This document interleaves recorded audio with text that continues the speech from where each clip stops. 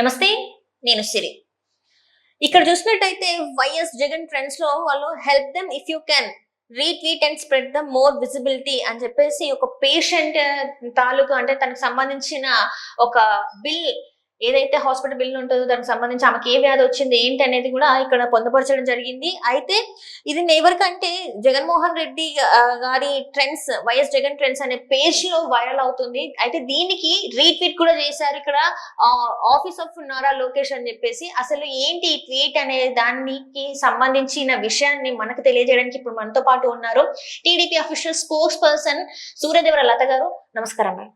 నమస్తే. ఇప్పుడు చూసినట్టయితే ఇక్కడ మనం చూసాం వైఎస్ జగన్ ట్రెండ్స్ లో help them if you can అనే అంటే ధనలక్ష్మి అనే పేషెంట్ ఏదైతే సఫర్ అవుతుందో తనకున్న వ్యాధితోని ఈమెకి హెల్ప్ చేయండి వీలైతే అని చెప్పేసి పెట్టడం జరిగింది. ఇక్కడ మనకి ఇక్కడ డీటెయిల్స్ చూస్తున్నట్టయితే ఇక్కడ అన్ని మెడికల్ రిపోర్ట్ మనం చూడొచ్చు. తన వయసు ఏంటి అనేది కూడా మనకు అన్ని మొత్తం ఉంది. సో దీనికి ఇక్కడ తినకి ధనలక్ష్మి గారికి వైద్యం అందిస్తున్నట్టు ఇక్కడ చూస్తే ప్రస్తుతం ధనలక్ష్మి గారికి ఎన్టీఆర్ వైద్య సేవ కింద వైద్య సహాయం అందించడం జరుగుతుంది. అవసరమైన ఎడల ముఖ్యమంత్రి సహాయ నిధి నుండి సహాయం అందిస్తామని కుటుంబ సభ్యులకు తెలియపరచడం జరిగింది అని చెప్పేసి వైఎస్ జగన్ ట్రెండ్స్ కి ట్యాగ్ కూడా చేసేసారు. సో దీని మీద ఇప్పుడు మీరు ఎలా స్పందిస్తారు మేడం? అంటే మనం దీనిలో ఒక్కటే అంటే రాజకీయాలని వాడుకోకుండా ప్రజలకి ఇబ్బంది కలగకూడదు. అంటే గతంలో ఏం జరిగేది, జగన్మోహన్ రెడ్డి ప్రభుత్వంలో ఉన్నప్పుడు ఆ రాజకీయాలను అడ్డం పెట్టుకొని ప్రజల్ని ఇబ్బంది పెట్టాం.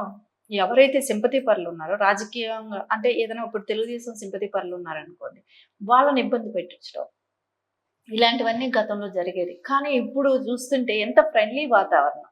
అంటే ఏంటంటే ఇప్పుడు ఏ పార్టీకి సంబంధించిన వ్యక్తులు కాదు, ఒక్క బాధపడుతున్న ప్రజలు ఎవరైతే ఉన్నారో, నీడీ పీపుల్ ఎవరైతే ఉన్నారో వాళ్ళకి సహాయం చేయాలి అనే ఉద్దేశంతో ఇప్పుడైతే ఖచ్చితంగా ఇది జరగటం చాలా, అంటే ధనలక్ష్మి గారికి ఇలాంటి ఇబ్బంది రావటం అనేది బాధాకరమైన విషయం. ఇంకొకటి, పార్టీలు ఇది పక్కన పెడితే ఈ ప్రజలకు ఎవరికైనా ఇబ్బంది ఉన్నా మేము ఆదుకుంటాం అనే ఉద్దేశంతో ఇప్పుడు లోకేష్ గారు ఇలా స్పందించటం కానివ్వండి, ఆవిడకి సీఎం రిలీఫ్ ఫండ్తో కూడా సహాయం చేస్తామని చెప్పటమే కానివ్వండి, వాళ్ళ కుటుంబ సభ్యులకి ఇంకా ఏదైనా అవసరాలు ఉంటే కూడా తెలియపరచమని చెప్పటం కానివ్వండి, ఇవన్నీ జరిగాయి. ఇక్కడ మనం ఒకటే ఆలోచించాలి, ఎవరికి ఏ ప్రాబ్లం ఉన్నా తెలుగుదేశం ప్రభుత్వం ఆదుకుంటుంది. మీరు ఆ పార్టీయా ఈ పార్టీ అనేది పక్కన పెడతాం. సో మనకి ఏం అవసరం ఉంది అనేది మీరు, అంటే ఇట్లాంటి హెల్త్ ప్రాబ్లమ్సే కానివ్వండి, ఎడ్యుకేషన్ పరంగా కానివ్వండి, రాజకీయమే. ఆ టర్మ్ వచ్చింది, అయిపోయింది, గతం గడిచిపోయింది. 6 నెలల క్రితం రాజకీయం కోసం మాట్లాడుకున్నారన్నీ అయ్యింది. కానీ ఇప్పుడు ఎవరికి ఏ అవసరాలు ఉన్నాయి, ఏమి ఇబ్బందులు ఉన్నాయి అనేది చూసుకొని తెలుగుదేశంలో ప్రభుత్వం, అంటే కూటమి ప్రభుత్వం అంతా కూడా ఆ విధంగా పనిచేయటమే కానివ్వండి, లోకేష్ గారు అది వెంటనే స్పందిస్తూ ఆయన ఎవరి అవసరాలు ఉన్నా తీర్చడానికి ముందుకు రావడం అనేది చాలా సంతోషకరమైన విషయం. ఇక్కడ అంటే ఇప్పటి వరకు కూడా ఏంటంటే వైసీపీ పార్టీ నేతల్ని హరాస్ చేస్తున్నారు, వాళ్ళని కావాలని కక్షపూరితంగా అరెస్ట్ చేస్తున్నారు, వైసీపీ కార్యకర్తలను ఇబ్బంది పెడుతున్నారు అని చెప్పేసి కొంత టాక్ నడుస్తుంది, బయట ప్రచారం జరుగుతుంది. ఇప్పుడు వీళ్ళకి మరి ఇది వాళ్ళు ఎలా రిసీవ్ చేసుకుంటారంటారు? ఎందుకంటే ఇక్కడ మనం చూస్తున్నట్టయితే ఇక్కడ ఎవరైతే ఉన్నారో ధనలక్ష్మి అనే ముసలావిడ, వీళ్ళు ఒకవేళ పెట్టారు అంటే ఈ పార్టీకి సంబంధించిన వాళ్ళేమని కొంతమంది అంటున్నారు. ఒకవేళ ఈ పార్టీకి సంబంధించిన వాళ్ళైనా కూడా పార్టీలకు అతీతంగా కూడా ప్రజలకు సేవను అందించడానికి ముందుకు వస్తున్నారని చెప్పేసి ఇది మనం అనుకోవచ్చా? ఈ పోస్ట్ ఇక్కడ ఒకటే, తప్పు ఎవరు చేసినా వదిలిపెట్టేది లేదు. అవసరాలు ఎవరికి ఉన్నాయో తీర్చాల్సిందే, బాధ్యతలు అనేది ఇక్కడ ఉన్నాయి. సో తప్పు చేసిన వాళ్ళని వదిలిపెడితే నెక్స్ట్ ఇంకోసారి తప్పు చేస్తాడు. సో అవసరం ఉన్న వాళ్ళకి, ఇప్పుడు ఆదుకోవాల్సిన టైం ఉన్న వాళ్ళకి ఖచ్చితంగా ఆదుకోవాలి. ఇక్కడ అదే ఒకటి వ్యత్యాసం ఇక్కడ కనపడుతుంది. జగన్మోహన్ రెడ్డి ప్రభుత్వంలో తప్పుల మీద తప్పులు చేసుకుంటా పోయారు. సో అందరినీ హింసించడం, ఆడవాళ్ళని మరీ ఎస్పెషల్లీ సోషల్ మీడియాలో ట్రోల్ చేయడమే కానివ్వండి, వాళ్ళని కొట్టడం కానివ్వండి, దాని తగ్గట్టు ఈ రోజున వాళ్ళు ఎదుర్కొంటున్న కేసులే కానివ్వండి, ఇవన్నీ గతంలో జరిగాయి. కానీ ఇక్కడ ఒక మహిళ ఈ రోజున ఈ రకంగా హెల్త్ ప్రాబ్లంతో ఇబ్బంది పడుతుంది. సో ఆమెను మనం సేవ్ చేయాలి, అది ఏ పార్టీ అయినా అవ్వచ్చు అని. తప్పు చేసిన వాళ్ళకి తప్పు శిక్షించాలి, శిక్ష పడుతుంది కూడా, పడాలి కూడా. కానీ ఇక్కడ ఏమీ తెలియని వాళ్ళు అమాయకులు కొంతమంది ఉంటారు. సో ఏదో అభిమానంతో ఓటేసి ఉండొచ్చు, కానీ వాళ్ళు పడే ఇబ్బందిని మనం చూడకూడదు. ఒక సీఎం స్థాయిలో ఉన్న నారా చంద్రబాబు నాయుడే కానివ్వండి, మినిస్టర్గా ఉన్న లోకేష్ గారే కానివ్వండి, కూటమి ప్రభుత్వమే కానివ్వండి, వాళ్ళు ఎవరూ కూడా ఇలా ఇబ్బంది పడే వాళ్ళని మనం ఆదుకోవాలి. సో వాళ్ళ ఆ పార్టీ వాళ్ళకి ఇచ్చేసారని మనం ఎందుకు స్పందించాలనేది లేదు. ఒకటి ఇక్కడ ప్రజలందరూ కూడా గుర్తిస్తున్నారు కదా, తప్పు చేసిన వాడికి శిక్ష, చేయని వాళ్ళకి ఏదైనా అవసరం ఉన్న వైసీపీ వాళ్ళలో అంటే హెల్త్ ప్రాబ్లమే కానివ్వండి, ఎడ్యుకేషన్ ఏదున్నా సరే వాళ్ళకి హెల్ప్ చేయాలి.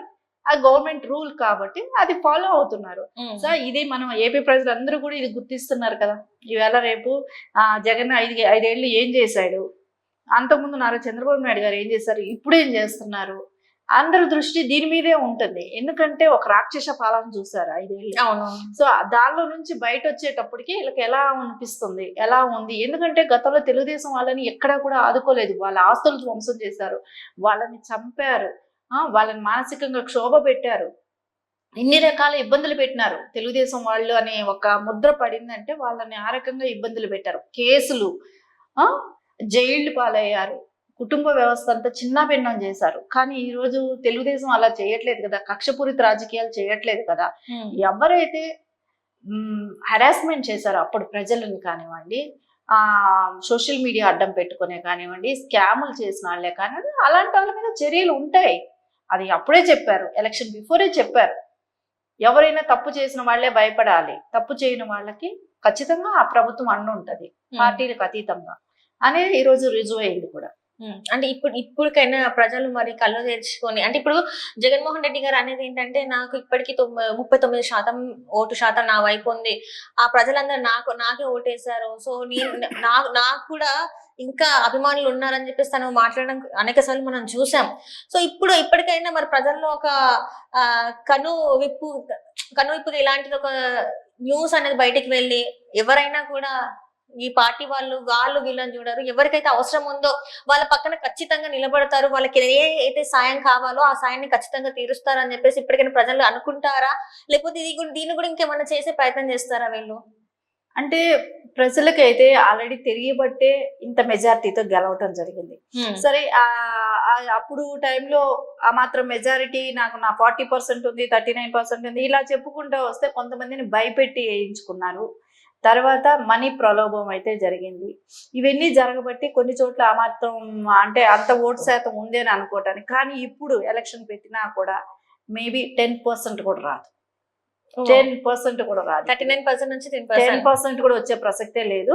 ఎందుకంటే ఇప్పుడు రోజులు చూసారు కదా, ఆయన బిహేవియర్, ఆయన మాటలు, పద్ధతి, ఈ 4 నెలలు చూసారు కదా, ప్రజల కోసం ఏ రకంగా స్పందించట్లేదు. కానీ ఖచ్చితంగా 10% బిలోనే ఉంటుంది, రైట్ అబో అయితే ఉంటుంది. రైట్. అంటే టీడీపీ పార్టీ అనేది ఎప్పటికైనా కూడా ప్రజల పక్షాన ఉంటది. నారా చంద్రబాబు నాయుడు గారు అయినా ఇంకా పార్టీలో ఉన్న ఎమ్మెల్యేలు కావచ్చు, మినిస్టర్లు కావచ్చు, ప్రజలకు కష్టం వచ్చిందంటే మాత్రం వాళ్ళ పక్కనే నిల్చుంటారు, వాళ్ళకి ఎలాంటి సాయం కావాలన్నా కూడా పక్క నెరవేరుస్తారు అని చెప్పేసి ఇది దోహదపడుతుంది. So thank you so much madam.